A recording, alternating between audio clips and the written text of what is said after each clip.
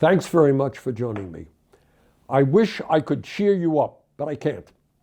This is an unprecedented and dangerous moment in modern American history under a president who is increasingly unhinged and every day is moving us toward an authoritarian society with more and more power resting in his own hands. While the situation is frightening, I am absolutely confident that if we stand together and not let Trump and his friends divide us up, we can and will prevail. And the good news is that even more and more Republicans are understanding the folly of standing with Trump on both policy and political issues, as polls indicate that he is becoming more and more unpopular. Let's give Donald Trump credit for being straightforward.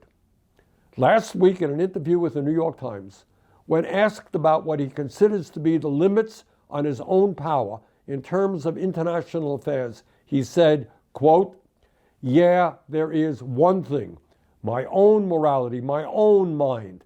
It's the only thing that can stop me. I don't need international law," end quote. Trump says he doesn't need international law.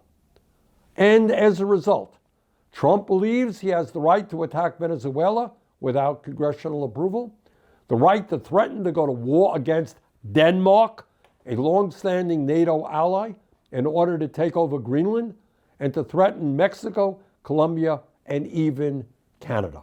In other words, Trump is right. He has no respect for international law, which means that no other country on earth will have respect for international law. As a result, we will move to international anarchy, where any act of violence, for whatever reason that any country or terrorist group thinks is acceptable, will be done. And that is a horrific situation.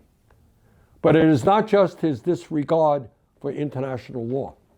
It is his contempt for the Constitution of the United States and for the rule of law here at home. He has continued to illegally rescind money that Congress has appropriated for everything from education to climate change. He has denied funding to states that committed the crime of voting against him in an election. He has attacked federal courts that ignored court orders. He has sent FBI agents into a Washington Post reporter's home. He has attacked media, which has not bent the knee toward him. He has withheld funding from universities whose curriculum he disagrees with.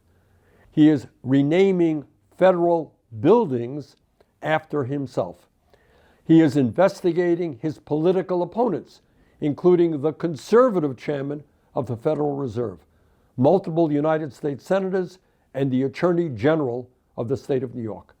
And he is pressuring states to redraw congressional maps so that his favored candidates win. Donald Trump does not disagree with his opponents. He is attempting to destroy his opponents.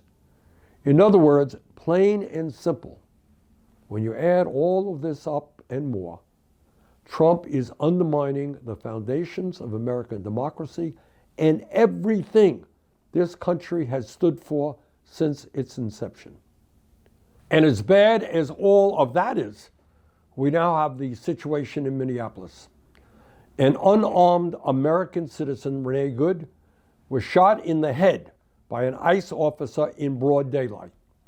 Instead of demanding accountability for her killing, the Trump administration's first instinct was to lie, describing her as a domestic terrorist and offering the officer